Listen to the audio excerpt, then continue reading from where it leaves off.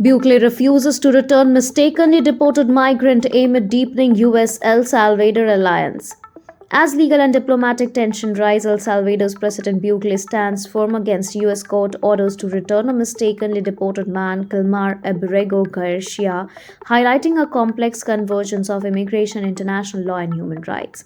In a controversial Oval Office meeting with President Donald Trump, El Salvador's President Nayib Bukele unequivocally stated he has no intentions of repatriating a man mistakenly deported from the United States, further fueling debates surrounding the Trump administration's aggressive immigration policy and use of executive authority.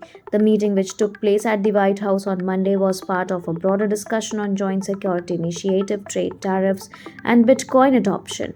However, it was overshadowed by the ongoing legal and ethical controversies surrounding Kilmar Abrego Garcia, a Maryland resident deported under the Alien Enemies Act of 1798 despite a U.S. court order protecting him from removal. The incident traces back to March 15 when Abrego Garcia was deported to El Salvador's and subsequently imprisoned in the nation's high-security terrorism confinement center, a facility that has drawn scrutiny from International Rights Organization for alleged human rights abuses.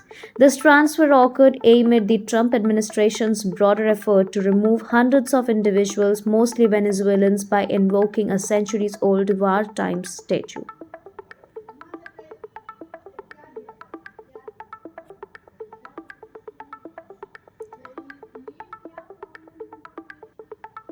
Judge Paula Zinnes had issued a judicial order to halt Gracia's deportation, citing a credible threat of gang violence should be returned.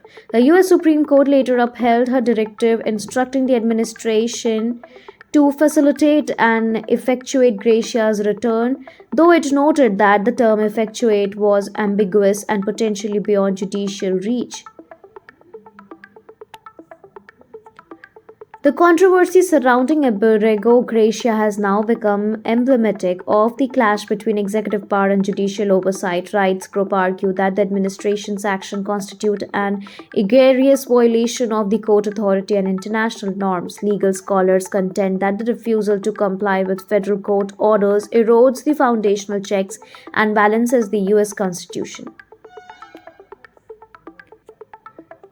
The deportation of Kilmar Abrego Garcia has sparked public protest, including a demonstration led by his wife, a U.S. citizen, outside the White House. Immigration attorneys argue that Garcia was lawfully residing in the United States with a valid work permit and had received judicial protection against deportation due to a credible threats in El Salvador.